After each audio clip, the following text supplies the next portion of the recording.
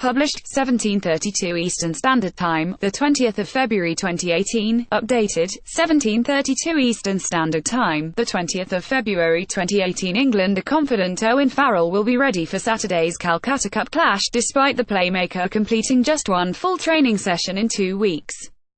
Due to a leg injury, Farrell has been on a personalised reconditioning programme since the Round 2 victory over Wales. He will return to training on Thursday, before England fly to Edinburgh, and Red Rose coach Neil Hatley insists the 26-year-old will feature against Scotland. England are confident playmaker Owen Farrell will be ready for Saturday's Calcutta Cup clash. Owen's been doing an extra bit of reconditioning but he's good to go, said Hatley, ahead of Wednesday's rest day. It's purely needs-specific. It's what we need to get the individual specifically right for the game on the weekend. If that means we tailor what we do in the training, then we do it to make sure we hit the ground running at the weekend. He will train with this on Thursday. We have a clean bill of health, so everyone is available for selection. West Ham coach Stuart Pearce watched over Tuesday's training session at Penny Hill Park, although Farrell was consigned to watt bike and boxing exercises.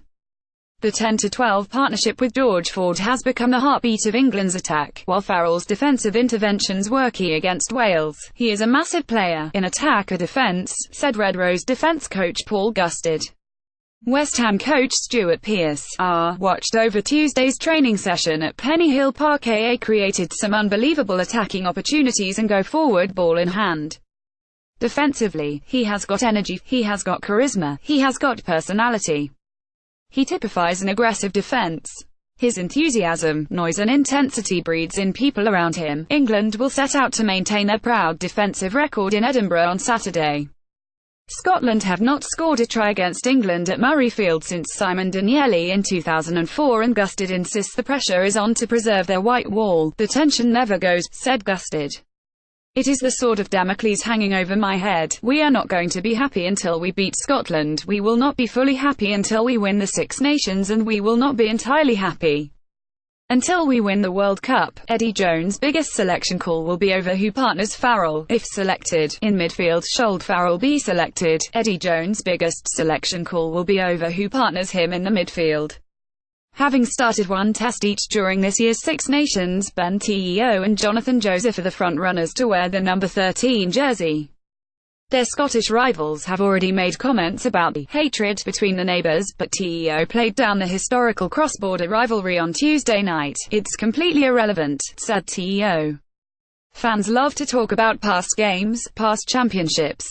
Every now and again the boys will mention a game they played in. Maybe they were going for a Grand Slam and they bombed it, or they didn't play well. That is about as far back as the conversation goes. I don't think anyone dwells on it. I can't say we sit around talking about stuff like that. This environment is very much about looking forward. Meanwhile, Jones has retained 25 players in his squad ahead of Saturday's crunch encounter. Mike Brown, Harlequins; Danny Kerr, Harlequins; Owen Farrell, Saracens; George Ford, Leicester Tigers; Jonathan Joseph, Bath Rugby; Johnny May, Leicester Tigers; Jack Noel, Exeter Chiefs; Ben Teo, Worcester Warriors; Anthony Watson, Bath Rugby; Richard Wigglesworth, Saracens; Dan Cole, Leicester Tigers; Charlie Ewells, Bath Rugby; Jamie George, Saracens; Dylan Hartley, Northampton Saints; James Haskell, Wasps; Nathan Hughes, Wasps; Maro Itoje, Saracens; George Cruise, Saracens; Courtney Laws, Northampton Saints; Joe Launchbury, Wasps; Joe Marler, Harlequins; Chris Robshaw, Harlequins; Sam Underhill, Bath Rugby; Mako Vunapola, Saracens; Harry Williams, Exeter Chiefs.